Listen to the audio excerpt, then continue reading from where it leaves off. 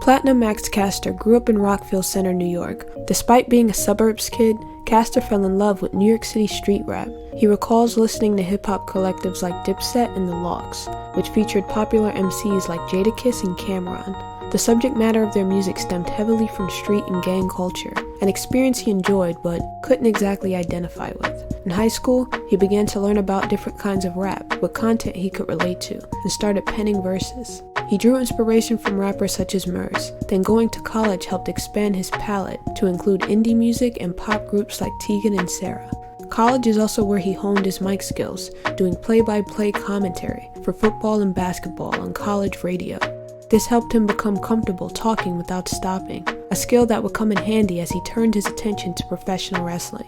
Caster trained under Kurt Hawkins and Pat Buck at their Create a Pro Wrestling Academy and made his debut for the school's first ever event in February of 2015. Later that year, he defeated future AEW fellow Alex Reynolds to become the inaugural CAP champion. Caster graduated from the school in 2016, alongside future AEW names like MJF and Smart Mark Sterling. He adopted the Platinum moniker from his coach, Pat Buck, and had multi-title success in his school's promotion.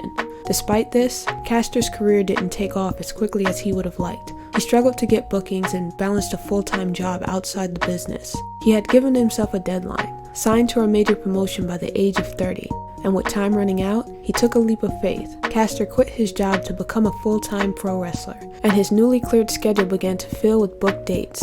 In 2018, the WWE brought him in for what turned out to be a disaster of a segment, where he acted as one of Bobby Lashley's kayfabe sisters.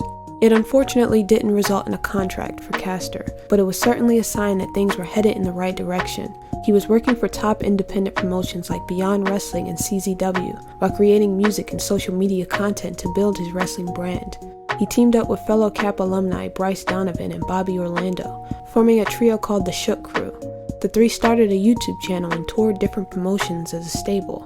It was Caster, though, who would get the call from All Elite Wrestling and make his debut for the company on an episode of AEW Dark in June of 2020. He had not yet signed a contract, but would serve as an enhancement talent for a few months. Then, in October, Caster was placed in a tag team match alongside Anthony Bowens, where they put over the Best Friends. Despite the loss, the chemistry between Caster and Bowens piqued the interest of AEW officials, who placed them in yet another tag team match the following day. This time, they picked up the victory, and it would mark the first AEW win for both stars. This pairing would be the catalyst for Caster achieving his goal of signing with a major wrestling promotion. AEW wanted to brand Bowens and Caster together as a tag team called the Acclaimed, and offered them official AEW contracts.